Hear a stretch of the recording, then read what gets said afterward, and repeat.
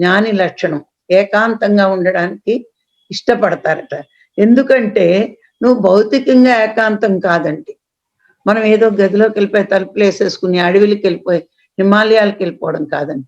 మానసికంగా కూడా ఏకాంతంగా ఉండాలటండి. ఎందుకు? ప్రశాంతంగా జీవించాలి. భౌతిక ఏకాంతం ముఖ్యం కాదండి జ్ఞానికి. మానసిక ఏకాంతం ముఖ్యం.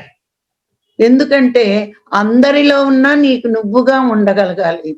నీ గురించే నువ్వు, నీ ఆత్మ గురించే నీ ఆలోచన ఉండాలి. మానసిక ఏకాంతం ఉన్నప్పుడే మనం చాలా ప్రశాంతంగా ఉంటామండి. ఎలా వస్తుందిది? అంటే ఒకటి పాజిటివ్ థింకింగ్. ఏది జరిగినా మన మంచికే. కష్టం వచ్చినా మన మంచికే. బాధొచ్చినా మన మంచికే. నేర్చుకునే పాఠం ఉంది అని చాలా ప్రశాంతంగా పాజిటివ్ థింకింగ్ మనకొచ్చినప్పుడు మాత్రమే మానసిక ప్రశాంతత వస్తుంది.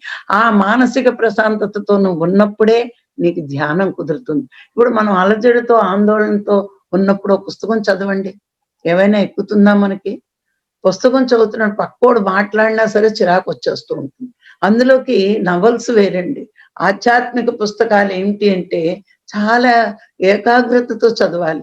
చాలా ప్రశాంతంగా చదవాలి. అవి మనలోకి ఇంకిపోవాలి అంటే చాలా ప్రశాంతత ఉండాలండి. అందుకే జ్ఞానికి మరీ ఉండాలి. అలజడులు, ఆందోళన ఉంటే ధ్యానంలో గంటలు కూర్చున్నా లాభం లేదండి.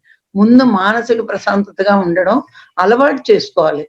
మానసిక ప్రశాంతంగా ఉండడం అలవాటు చేసుకోవడం అంటే ఏంటి అంటే, ఏది జరిగినా మన మంచికే అని మనం అనుకున్నప్పుడే ఆ మానసిక ప్రశాంతత వస్తుందండి.